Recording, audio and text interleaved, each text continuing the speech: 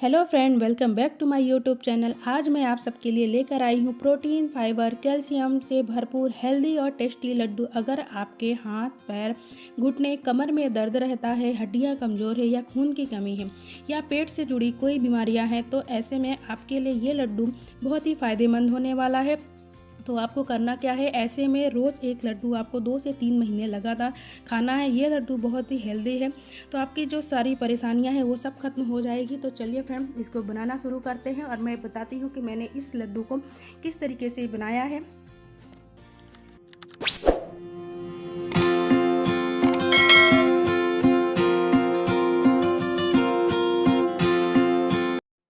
Friend, लड्डुओं को बनाने के लिए सबसे पहले मैंने यहाँ पे एक नारियल का गोला है, जो इसको मैं घिस ले रही हूँ। घिसने से इसको अच्छे से मैंने घिस लिया है। और अब मैं आपको दिखाती हूँ मैंने ये लड्डुओं को बनाने के लिए क्या क्या लिया है। तो यहाँ पे मैंने ले रखा है आधा किलो के करीब सिका हुआ चना, जो कि बहुत ही हेल्दी होता है ये शरीर के लिए। और यहाँ पे मैंने ले रखा है आटा, गेहूं का आटा है ये।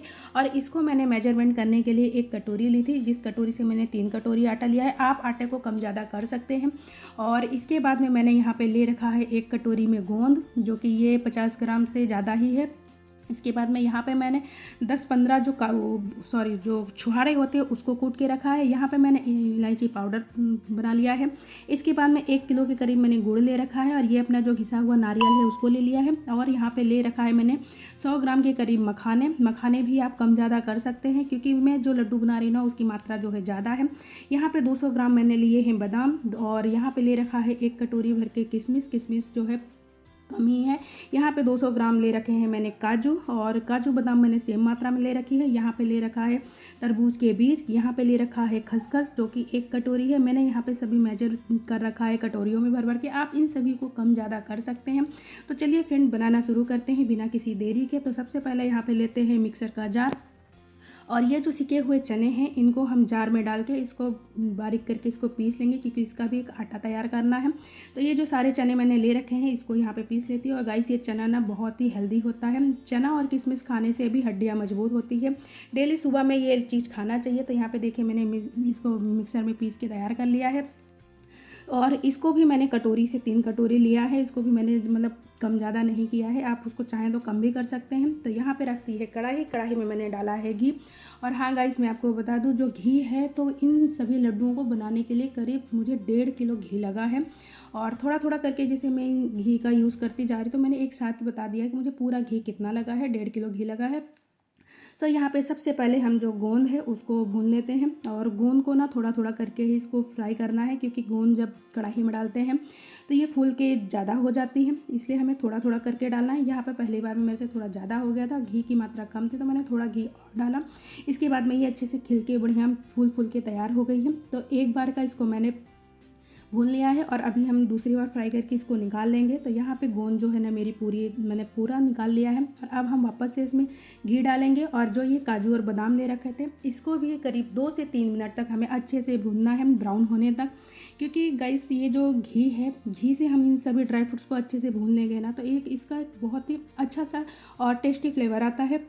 और जो हमारे लड्डू होते हैं वो ज़्यादा समय तक लड्डू अच्छे से बने रहते हैं।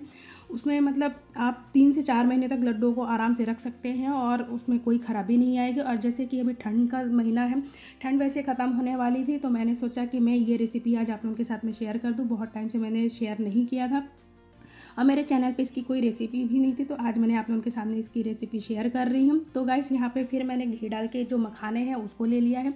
अब ये जो मखाने हैं इसको भी हम अच्छे से रोस्ट कर लेंगे, और इसको हम देखेंगे अगर हाथ से फोड़ेंगे तो अच्छे से बारीक से फूट जाए।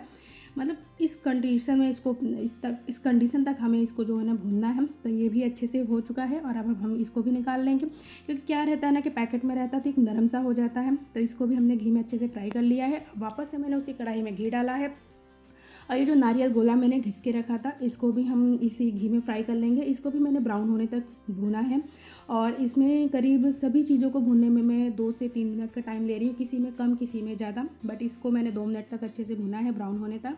और इसके बाद में और इसके बाद में जो मैंने किशमिश ले रखी, किशमिश की मात्रा जो है ना वो मैंने कम रखी है, क्योंकि मेरे यहाँ पे किशमिश कम पसंद करते हैं। आप लोग उसको ज़्यादा भी डाल सकते हैं। तो ये भी अच्छे से हो चुका था और अब मैंने वापस से उसमें घी डाला और मैं घी 1 से 2 चम्मच डाल के ही सभी चीज़ों को अच्छे से फ्राई कर रही हूँ। तो यहाँ पर मैंने जो किशमिश ले रखी है उसको भी मैं यहाँ पर अच्छे से भून लूँगी। और किशमिश को मैंने ज़्यादा नहीं भुना है, इसको सिर्फ मैंने 1 आधे मिनट ही भुना था। और ये भी अच्छे फूल के मतलब अच्छे फूल गई थे।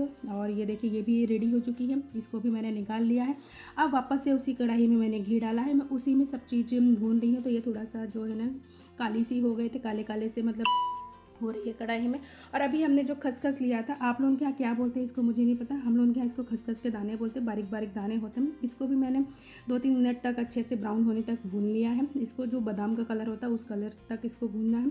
सो गाइस, अभी वापस से हमने उसी कढ़ाई में घी डाला है और ये हमने जो बीज ले रखे हैं इसको भी अच्छे से 1-2 मिनट तक इसको भी अच्छे से भून लेंगे, चटकने तक, इसकी चटकने की आवाज़ आएगी। तो इसको भी हमने 1 से 2 मिनट तक करीब भून लिया है। सभी ड्राई फ्रूट्स को मैंने अच्छे से भुना है घी में। किसी में 1 से 2 मिनट का टाइम लिया है, किसी में 3 से 4 मिनट का टाइम लिया है और सबको अच्छे से मैंने भून लिया है। और वापस से घी डाल के जो मैंने छुहाड़े फोड़ रखे थे उसको भी यहाँ पर मैं 1 से 2 मिनट तक भून ले रही हूँ। छुहाड़े आप चाहें तो बिना भुने भी डाल सकते हैं, लेकिन मैंने यहाँ पे सभी ड्राई फ्रूट्स जो है ना वो भून के डाला है और इसको भी मैंने 1 से 2 मिनट तक भून लिया है।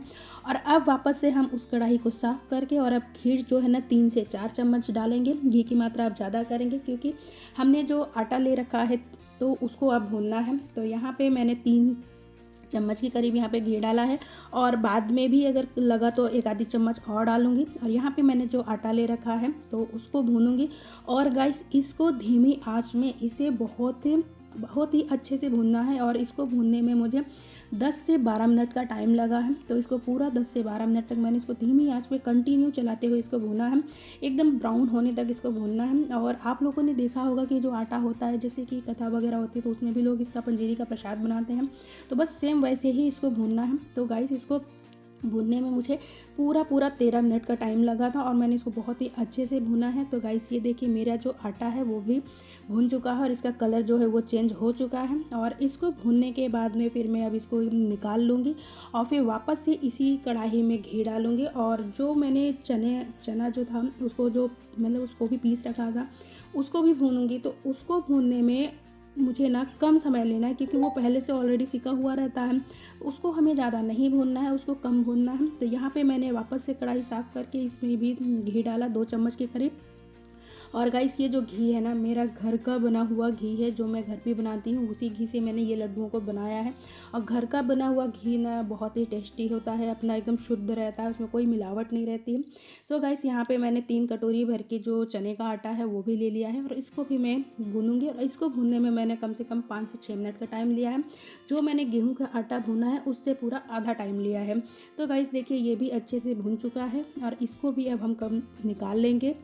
और गाइस, ये जो रेसिपी है ना मैंने किस तरीके से बनाई है, आज मैंने आपको पूरी प्रॉपर तरीके से इसकी रेसिपी बताने की कोशिश कर रही हूँ। एक एक चीज़ें मैं अच्छे से बताने की कोशिश कर रही हूँ। अगर आपको इस रेसिपी में कुछ कमी लगती है या कुछ पूछना है तो आप लोग कमेंट करके पूछ सकते हैं और मैं कोशिश करूँगी आप लोगों के कमेंट का जवाब देने के लिए और उसके जो भी चीज़ें हैं मैं उसको बताने की कोशिश करूँगी। तो गाइस, यहाँ पर मैंने मिक्सर का जार लिया था और जितने भी ड्राई फ्रूट्स थे सबको मैं मिक्सर में दरदरा सा पीस ले रही। इसको ज़्यादा बारीक किसी भी चीज़ों को नहीं करना है, दरदरा करके पीसना है। तो बस मैंने यहाँ पे जो मखाने हैं उसको पीस लिया है और यहाँ पे काजू बादाम जो ले रखा था उसको पीस लिया है। जो गोंद है ना, आप उसको चाहें तो चम्मच से भी मैश कर सकते हैं, बट मैंने यहाँ पर मिक्सर का जार लिया है तो सभी चीज़ों को मैंने मिक्सर के जार में ही पीस ले रही हूँ। तो यहाँ पे जो गोंद मैंने फ्राई करके रखी थी तो उसको भी मैंने पीस लिया। तो गाइस, ये देखिए गोंद को जब मैंने पीसा तो कुछ इस तरीके से हो गई थी।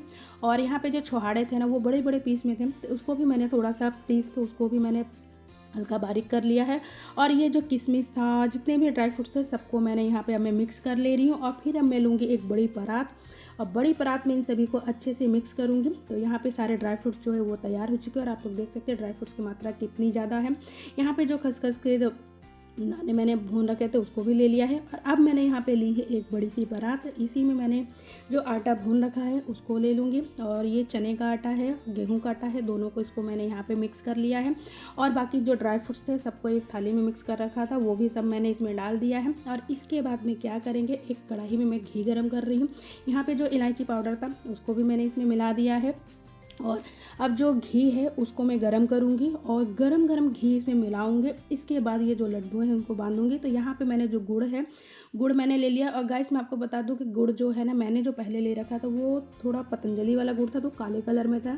तो उस गुड़ को मैंने रख के मैंने ये दूसरा गुड़ लिया है, ये भी 1 किलो है। और इसको मैंने अच्छा बारीक बारीक इसको फोड़ लिया है और अब मैंने इसमें मिला दिया है। आप चाहें तो इसकी चाशनी बना के भी डाल सकते हैं, बट मैं यहाँ पे बिना चाशनी बनाए डाल रही हूँ। और अभी मैं क्या करूँगी, इसमें गरम गरम जो घी है, घी डाल के फिर इसको पूरा अच्छे से मिक्स करूँगी। उसके पहले सबसे पहले मैंने हाथों से इसको पूरा अच्छे से मिला लिया है, ताकि जो मेरा ड्राई फ्रूट्स है ना, सभी जगह पे गुड़ और ड्राई फ्रूट जो अच्छे से मिल जाए। तो गाइस वो जो गुड़ था थोड़ा सा मुझे कम लग रहा था, क्योंकि हमारे यहाँ पे जो लड्डू है थोड़ा सा मीठा पसंद करते हैं, मीठा पसंद करते हैं, इसलिए मैंने थोड़ा सा और लड्डू गुड़ डाला है। आप चाहें तो ना भी डालें, 1 किलो जो गुड़ है वो पर्याप्त है। यहाँ पे सभी को मैं अच्छे से मिक्स कर ले रही हूँ। और अब ये देखिए घी जो है वो मैंने कढ़ाई में गरम करके रखा है। तो अब वो जो घी है उसको मैं चम्मच से थोड़ा थोड़ा करके इसमें पूरा अच्छे से मिलाऊंगी और सभी को अच्छे से मिक्स करके और फिर मैं इसको बांधूंगी। और गाइस घी जो है ना हमारा बहुत ही अच्छे से गर्म हो चुका है। और घी का जो गैस है ना वो मैं बंद नहीं करूँगी, उसको मैंने धीमी आंच पे रख दिया है, ताकि मैं इसमें डालती जाऊँ बनाती जाऊँ। क्योंकि गाइस ये जो लड्डू है ना, मैं अकेले बना रही हूँ ना, तो थोड़ा सा मुझे टाइम लग रहा है। जैसे 2 लोग हैं तो ये जल्दी जल्दी बन जाता है, बट मैं अकेले हूँ, तो अकेले में से ज़्यादा क्वान्टिटी में कोई चीज़ बनाऊँ तो थोड़ा टाइम लगता है। और लड्डू जो है ना उसमें बस मिला के तुरंत गर्म गर्म ही बांधना पड़ता है, नहीं तो ठंडा हो जाता है तो फिर अच्छे से बनता नहीं है। तो मैं क्या करूँगी, इसमें थोड़ा थोड़ा करके घी डाल के फिर बांधूंगी। तो यहाँ पे सबसे पहले मैं पूरे में घी अच्छे से मिला ले रही हूँ।